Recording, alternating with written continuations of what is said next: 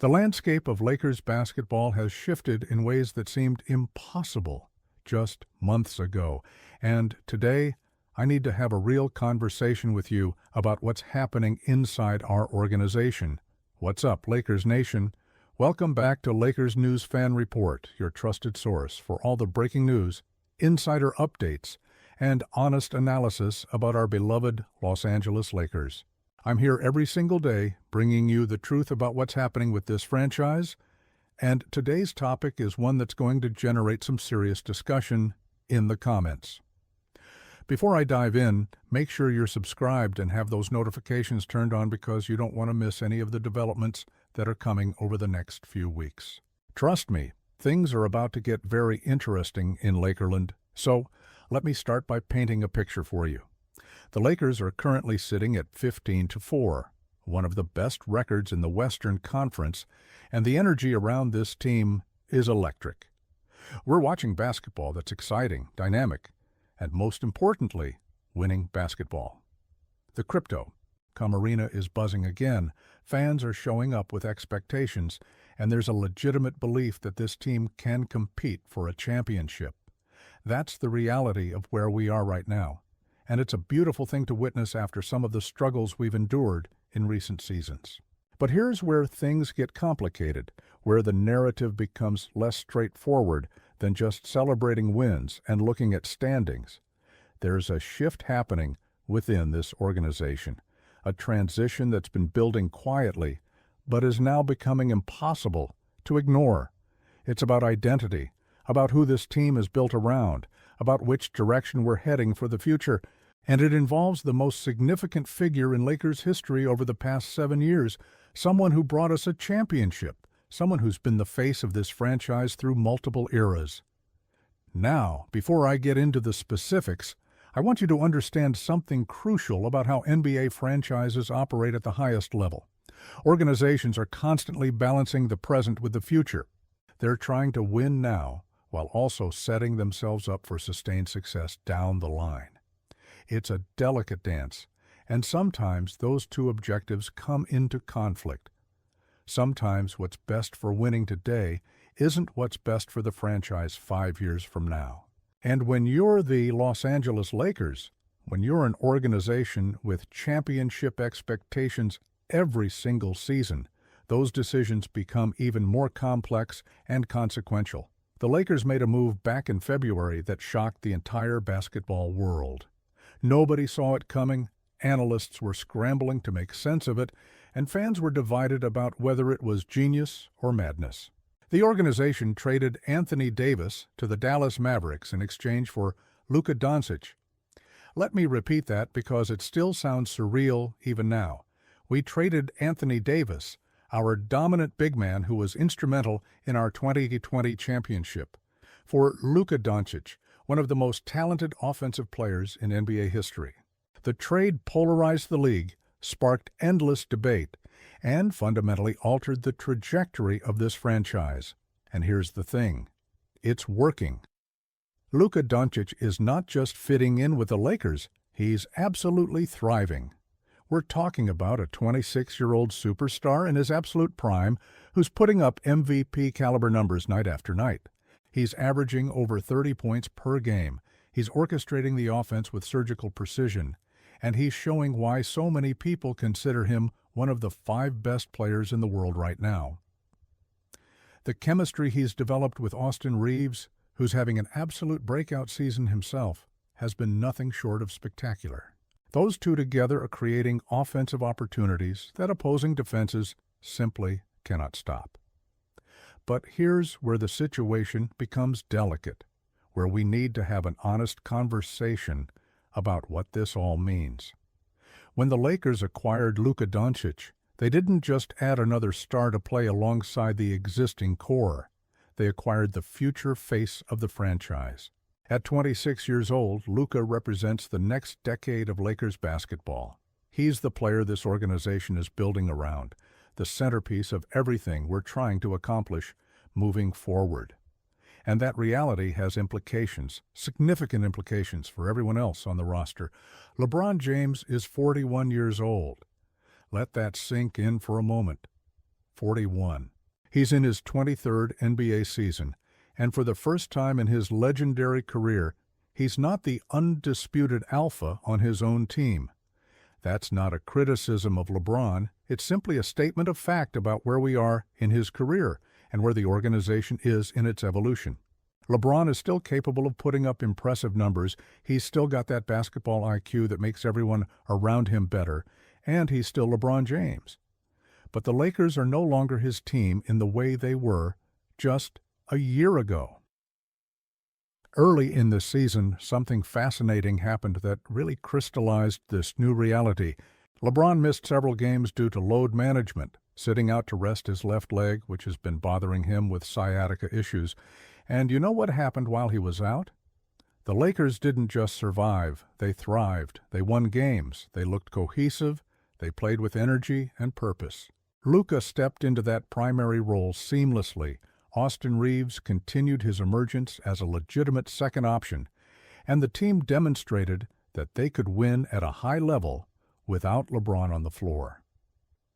Now, I want to be very clear about something before we go any further.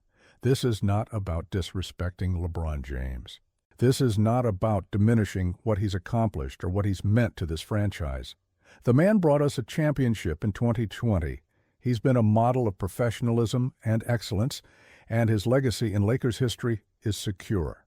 But we're also dealing with the reality of professional sports, where organizations have to make difficult decisions based on what's best for the future, not just what feels right emotionally or what honors the past. Stephen A. Smith, one of the most connected voices in basketball media, recently addressed the situation directly, and his comments have been reverberating throughout the league. On his appearance on a recent podcast, Stephen A. made it clear that while LeBron can still play, while he can still average over 20 points per game, even at 41 years old with sciatica, that's not really the issue here. The issue is about age, about trajectory, about where this franchise is heading. And according to Stephen A., if the Lakers had a choice, they would move on from LeBron. Not because his game has completely deteriorated, but because of his age and because they have Luka Doncic as their future. Stephen A. put it bluntly, because of his age and the fact you've got Luka as the future. Luka's 26, and you want some young cats to play, not someone who's 41 and on his way out in the next year or two. That's what that's about. It's not because of LeBron's game, it's because of his age. Those are powerful words from someone who has his finger on the pulse of the NBA, someone who talks to executives, agents, and players regularly. And while Stephen A. and LeBron have had their conflicts in the past, this assessment feels less like personal animosity and more like honest analysis of where things stand. So let's talk about what this actually means in practical terms. LeBron is expected to sit out many more games throughout this season for load management purposes. His body, after 23 years of NBA basketball plus deep playoff runs and international competition, needs rest. The sciatica in his left leg is a legitimate concern, and at 41, recovery takes longer than it used to. The Lakers are being smart about managing his minutes and his availability, but that reality also creates a situation where the team is regularly playing without him, and as we've seen, they're winning without him. This creates a fascinating dynamic that NBA franchises rarely have to navigate. Usually when a team has an aging superstar, they ride with that player until the wheels fall off, until it becomes obvious that they can't compete anymore. But the Lakers are in a unique position because they have Luka Doncic. They have a 26-year-old MVP candidate who's in his prime right now and will be for the next 5 to 7 years. They don't need to wait for LeBron to decline before transitioning to their next era. That transition is already happening in real time. Now, let's address the elephant in the room. What does this mean for LeBron's future with the Lakers? There are essentially 3 scenarios that could play out over the next few months. First, LeBron could finish out the season with the Lakers, accept a reduced role as the team continues to prioritize Luka and the younger players, and then retire as a Laker at the end of the year. That would be the storybook ending, the graceful exit that honors his legacy while allowing the franchise to fully commit to its future. Second, LeBron could be traded before the deadline to a contending team that believes he can still be a significant contributor to a championship run. This would be the business decision, the move that acknowledges the reality that both sides might benefit from a fresh start. Third, LeBron could push to remain with the Lakers beyond this season, believing he still has more to give and wanting to play out his career in purple and gold regardless of his role. Each of these scenarios has merit, and each would represent a different kind of ending to LeBron's Lakers tenure. But here's what I believe is most likely based on everything I'm hearing and seeing. The Lakers are preparing for life after LeBron, whether that comes at the end of this season or sooner. The organization has made its choice about who the franchise player is moving forward, and it's Luka Doncic. That doesn't mean they're going to disrespect LeBron or force him out in an ugly way, but it does mean that their planning, their roster construction, and their strategic thinking is all centered around Luka as the foundation. And you know what? As difficult as it might be emotionally for some fans to accept, this is the right decision for the franchise. Luka Doncic is a generational talent who's just entering his prime. He's got the skill set to dominate the league for the next decade. He's got the personality and marketability to be the face of the Lakers in Los Angeles, one of the biggest markets in sports. He's got the competitive fire and the basketball IQ to lead this team to multiple championships. Everything about Luka screams, build around this guy for the long term. And that's exactly what the Lakers are doing. The breakout of Austin Reaves has been another crucial factor in this equation. Reaves is averaging career highs across the board. He's become a legitimate second scoring option, and his chemistry with Luka has been one of the best stories of the season. At 26 years old himself, Reaves represents another piece of the Lakers' future core. The Luka-Reaves duo gives the Lakers a foundation to build around for years, and adding veterans and role players around those two becomes a much clearer path to sustained success than trying to balance the needs of a 41-year-old superstar with the development of younger players. Let's also talk about the financial implications of all this.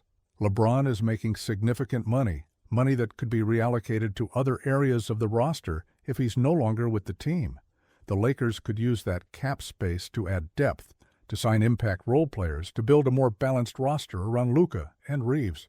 In the NBA's current financial landscape, every dollar matters, and having flexibility to maneuver is crucial for building championship-caliber teams.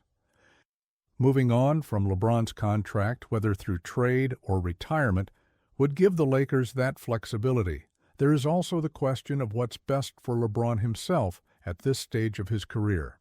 Does he want to be in a situation where he's no longer the primary option, where he's being load-managed regularly, where the team is winning without him? LeBron James has always been about competing for championships, about being the guy who makes the difference in big moments. If he's not in that role anymore with the Lakers, would he be happier finishing his career with a team where he could still be that guy, even if it's for just one more season? These are questions that LeBron himself is probably wrestling with right now. What's clear is that Luka Doncic is now the face of the Lakers franchise. Whether LeBron finishes the season here, gets traded, or retires in purple and gold, that fundamental reality isn't changing. The organization has made its decision about the future, and that future is built around a 26-year-old superstar who's capable of carrying this team for the next decade. For Lakers fans, this represents both an ending and a beginning. It's the end of the LeBron era, an era that brought us a championship and restored relevance to the franchise. But it's also the beginning of the Luka era, an era that could potentially bring multiple championships and establish a new dynasty in Los Angeles. The 15-4 record speaks for itself. This team is winning, they're playing exciting basketball, and they're legitimate contenders in the Western Conference. Luka is putting up MVP numbers, Reaves is having a breakout season, and the supporting cast is playing their roles effectively. The future is bright for the Lakers, and while it's bittersweet to see the LeBron era coming to an end, we should be excited about what's ahead with Luka leading the way. So, Lakers Nation, I want to hear from you on this. How do you feel about the possibility of LeBron leaving the Lakers either through trade or retirement? Do you think the organization is making the right decision by prioritizing Luka and the future? Would you rather see LeBron finish his career as a Laker regardless of his role, or would you support a trade that benefits both sides? This is a complex situation with no easy answers, and I genuinely want to know what you're thinking. Drop your thoughts in the comments below, and let's have a real conversation about where this franchise is heading. If you appreciate the honest, in-depth analysis I bring to this channel every single day, make sure you hit that subscribe button and turn on notifications. I'm covering every development with the Lakers, from roster moves to game analysis to behind-the-scenes insights. Give this video a thumbs up if you found it valuable, and share it with every Lakers fan you know, because this is a conversation our entire fan base needs to be having. Stay locked in, Lakers Nation, because the next few months are going to be fascinating to watch unfold. Until next time, let's keep supporting our team and trusting in the process. Go, Lakers!